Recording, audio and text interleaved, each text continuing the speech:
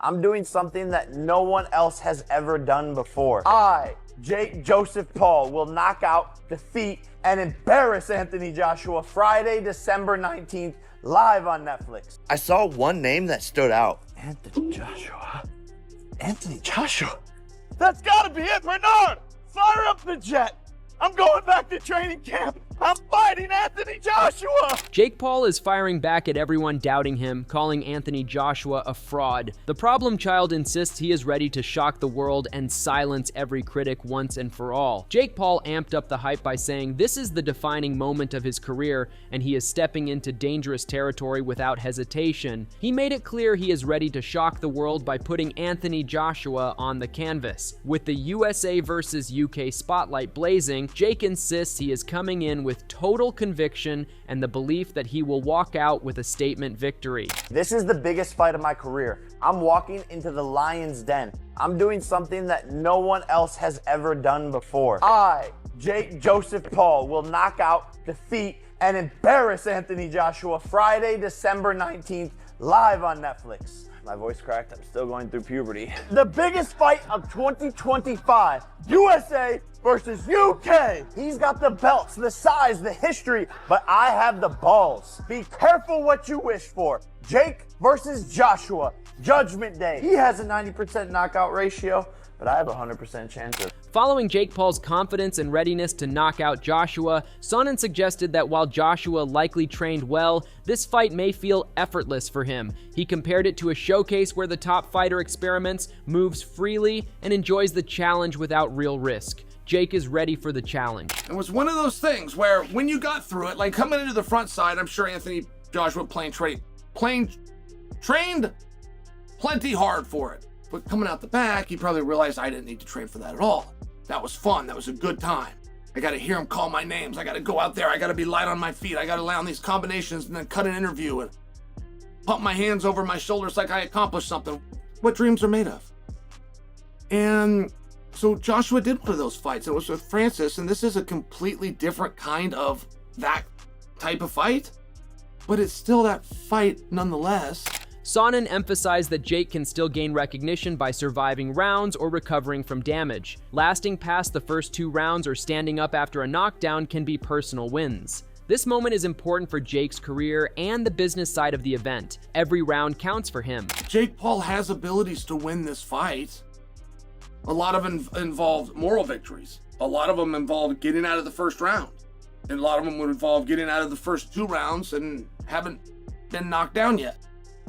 Want to be getting out of the 3rd round, you've only been on the canvas once and you got up to your feet, you shook it off and you're ready to keep going. Like, these things are all victories, but the fight that it's going to happen,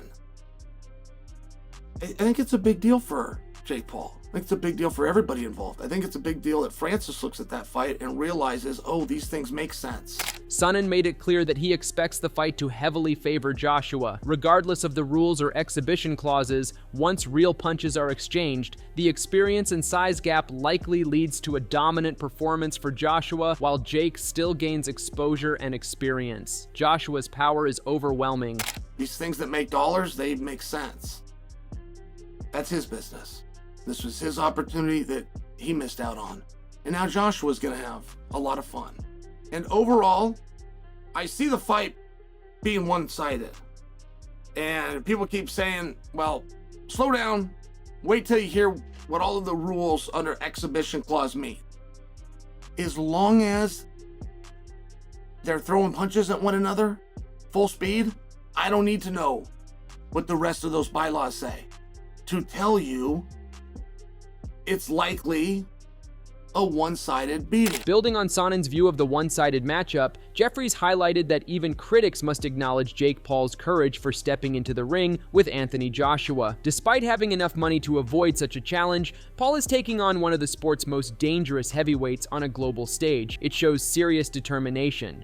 I just want to say, if you were one of these people who can't stand Jake Paul, because there's so many people out there who can't stand Jake Paul, you've got to have a little bit of respect for him right now, right? Because, you know, even though you'll be getting like $50 million, and you might think, well, I would get in the ring with Anthony Joshua for $50 million. The difference is between you and me and Jake Paul is he doesn't have to get in the ring with Anthony Joshua for $50 million. He's got $50 million. So for him to do this, get on the biggest stage in the world, which is Netflix, and fight a 2-time heavyweight world champion, you've got to have a big giant. Jeffries pointed out that Joshua is older and less active in recent fights, which adds a factor of uncertainty. His last 2 boxing bouts included a loss and a win against less tested opponents, raising questions about his readiness. Experience is still heavily in Joshua's favor. Despite this, Joshua's elite skill set and championship pedigree make him a formidable challenge, meaning Paul must be at his absolute best to have any chance of success. But look, Anthony Joshua's 36 years old. He's past it. No, mate. Alexander Usyk, who's the world heavyweight champion now, probably the pound-for-pound best fighter in the world at heavyweight, is 38 years old. If you look at history over time, a lot of heavyweights seem to prime as they get older. Now, a problem for Anthony Joshua is his activity. He's only fought twice in 2 years, and one of them, he got knocked out off Daniel Dubois. That was his last fight, and a lot of people say you can only judge a fighter's quality from their last fight. And then the fight before that was a win, but it was a win against Francis Ngannou. Francis Ngannou, if you know, he was the UFC heavyweight who's not a real boxer. Jeffries praised Paul for ambition, but warned that the fight would be extremely difficult. Joshua's skill, power, and professional pedigree make a knockout victory for Paul unlikely, though the risk makes the matchup compelling. The challenge elevates Paul's profile regardless of the result. Well, if I said to you, Jake Paul is going to win this fight by knockout, you would think I'm absolutely crazy, right? But the thing is, it can happen. 10-ounce gloves, heavyweight, Jake Paul can punch hard. But do I think that's going to happen? Absolutely not, mate. Anthony Joshua is an absolute beast, an unbelievable, highly skilled, highly trained, highly experienced professional boxer with power in both hands, and he's really good at finishing people off. And even though I really take my hat off for Jake Paul for taking this fight, I didn't really want to take it because of what's going to happen in the result of this fight, and I want to keep on this Jake Paul train. I think he's doing great, and I love his ambition. I love that he's trying to become a world champion. Tony Jeffries' comments on Jake Paul's bravery set the stage for Shuan Jones to underline the massive challenge Paul confronts against Joshua. He noted that while Jake has shown skill against notable opponents, Joshua's experience and expertise make him a daunting adversary. Jake is confident, but the stakes are immense. Jake is absolutely done for. He's screwed coming into this fight. He's going to get absolutely flatlined. I've sided with Jake Paul in his last few fights, but look at this. Calling Joshua stiff with no skill is pure grade A rage bait. He's baiting everyone. I don't usually comment on people's videos on Instagram unless I really disagree with them and I feel like my voice needs to be heard. But even this video made me want to comment. He's engagement baiting, which is fine. I am all for. In fact, speaking of which, maybe I should do the same. I'm changing my prediction. I think Jake Paul is going to KO Joshua. I'll say 3rd round knockout. Come to think of it, Joshua is a little bit stiff. He doesn't really have much head movement. Jones pointed out that Joshua's accomplishments, including Olympic gold and multiple heavyweight titles,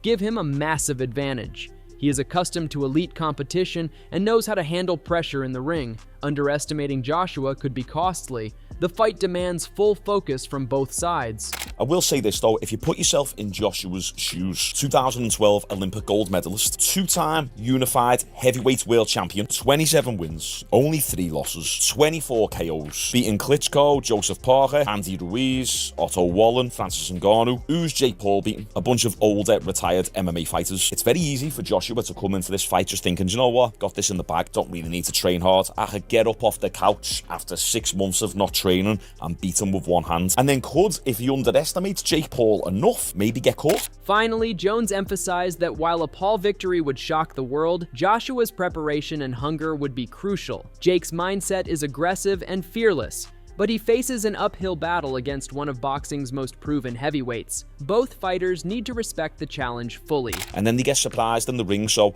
I hope Joshua does still have that hunger and trains just as hard as he does for any other fight. And there will probably be some of you guys in the comments saying, look, Joshua could do that. He could have 6 months off training and still destroy Jake Paul. But I just think Jake Paul, he's got balls. I do think in Jake Paul's head, he's coming into this fight thinking, I'll win this. I don't think Jake is coming in to lose. I think he's coming in to try and shock the world. Very slim chance it's going to happen, but I'm not going to knock the lad's mindset. So as I say, I just hope Joshua doesn't leave anything up to chance. As I said, I don't think he will, but just train like a madman, Joshua. Come in here and knock Jake Paul's head off. Following Jones's breakdown of the challenge Jake Paul faces, Chisora emphasized that this fight is pure entertainment. Both fighters are stepping into a global spotlight, and the spectacle alone draws attention. He praised Paul's promotional skills and drive, noting that making the Joshua fight happen shows serious ambition.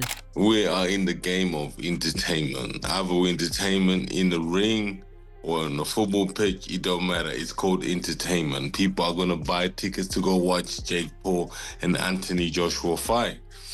You know, we're all entertainers, either way. So I'm happy. I'm so happy for AJ because he's doing this for himself. And you have to understand, you have to give so much respect to Jake Paul. You know, whatever he says, he makes it happen. You know, before he was like he wants to fight Anthony Joshua and people were laughing at him. And then suddenly it's happened and people are like, wow, what's going on here? Chisora highlighted the stakes for Joshua, stressing that he must deliver a decisive performance. He believes lingering beyond a few rounds could cast doubt on Joshua's dominance and reputation, comparing it to his prior quick finishes against previous opponents. The message is clear. Joshua cannot underestimate Paul. I hope it's not a game because I want to see some blood. I want to see somebody's teeth falling out. So I told Anthony, I already messaged Anthony. I was like, listen,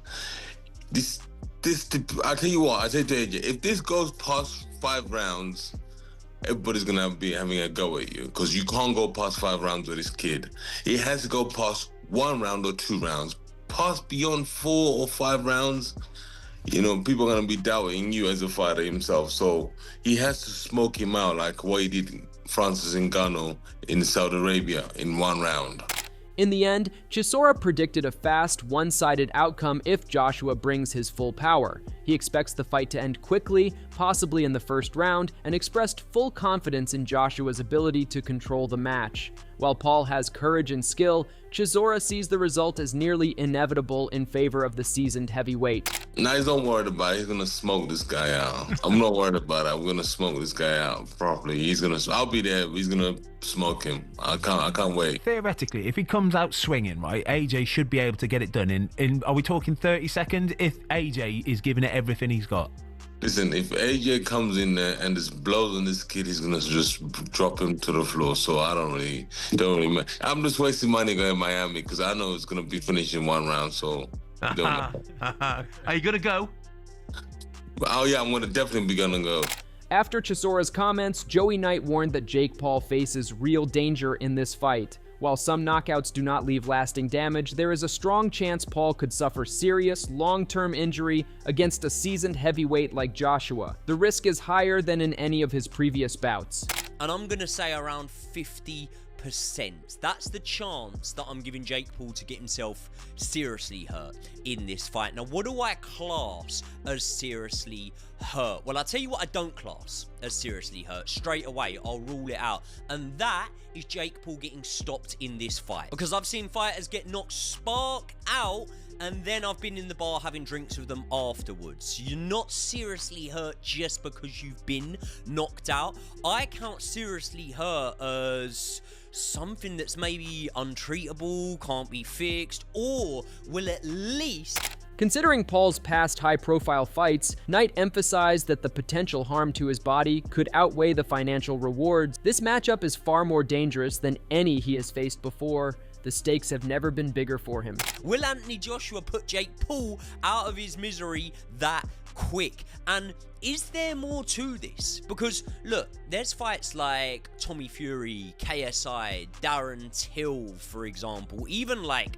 Mayweather, the Tank fight that was supposed to happen originally, where Jake Paul can make a lot of cash, maybe not as much as the Anthony Joshua fight, but a lot of cash, and can still have a serious chance of going on to earn even more paydays. Whereas the damage that it could do to his body could be irreversible for that opportunity to earn money in a boxing career going forward. So is this the retirement bag or do you actually think you can win? Concluding his analysis, Knight suggested that Joshua may not hold back and could approach the fight with full intensity. This could end the fight quickly while also attracting new fans for future stadium events. Joshua's dominance will be on full display. The bout also serves as a strategic move for Joshua, allowing him to maintain relevance, earn a massive payday, and potentially sharpen his focus ahead of bigger challenges in his career. Anthony Joshua take pity upon Jake Paul? Will he try and give the fans somewhat of a show? Or will he just go in there with mean intentions to rid boxing of what he probably sees as somewhat of a circus show? Saying that, he did box Francis Ngannou. Saying that, Francis Ngannou is probably a harder fight than Jake Paul. So, in terms of Jake Paul getting knocked out, yes, I think it happens. Do I think it prepares Anthony Joshua for Tyson Fury? No. But at the same time, I think that every single fight that Anthony Joshua has between now and the end of his career is putting miles on his clock. So, what better way? Going forward, Joey Knight's warnings about the risks for Jake Paul, Nick Pete highlighted Anthony Joshua's legendary status in British boxing. Joshua has consistently proven himself in major fights, helping to bring boxing back to large stadiums and cementing a career filled with world title bouts and high-profile victories. His experience and skill make him a daunting opponent for anyone stepping into the ring. AJ's British boxing legacy is assured he's one of the best heavyweights the UK has ever produced. Eddie likes to bang this drum all the time, and I kind of agree with him. He was one of the main reasons why boxing is back in football stadiums and not in leisure centres. He was the right man in the right place at the right time for London 2012, and he has absolutely ran with it. And people might jump in the comments and go, oh, he was lucky there, he beat Charles Martin, he was shit, he did this, he got handed his Olympic medal. Mate, you've got to be in it to win it, and AJ was in the right place to maximise the opportunity around him, and he has defined a sensational legacy with a catalogue of world title fights against an array of opponents. Pete added that from a strategic standpoint, facing Jake Paul makes sense for Joshua financially and career-wise. With the bigger dream matchup against Tyson Fury unlikely for now, the Paul fight offers a massive payday with minimal risk to his legacy. It becomes an opportunity that few could pass up, even if it lacks the high stakes of a true championship clash. He's at the stage of his career where if his only option is to remain a championship class, he becomes a stepping stone for the next generation. The fight we all want to see, there's only one fight I really want AJ to have, and that's Tyson Fury. And Tyson's insisting he is done. So if I'm in the Anthony Joshua business, if I'm team Anthony Joshua, why wouldn't I fight Jake Paul for $50 million? Because I ain't getting $50 million anywhere else. And if I do, there's a fair old chance I'm going to get my arse handed to me. Whereas this fight, ain't a fight, is it? Adam Catterall finally emphasized the responsibility that comes with sanctioning a fight of this scale. He noted that Anthony Joshua remains in peak condition and brings immense experience to the ring, including multiple world title bouts and an Olympic gold medal. Linking back to Pete's point, this reinforces why the matchup with Jake Paul is as much a calculated career decision for Joshua as it is a financial opportunity. I've got a problem with commission that are sanctioning a proper That's why fight. it's in Miami. Yeah, but even it being in Miami or on some reserve somewhere or wherever it may be, boxing has a duty of care to its participants. It is quite evident, as I've highlighted on a couple of occasions already in this and on several places elsewhere, Anthony Joshua is no mug.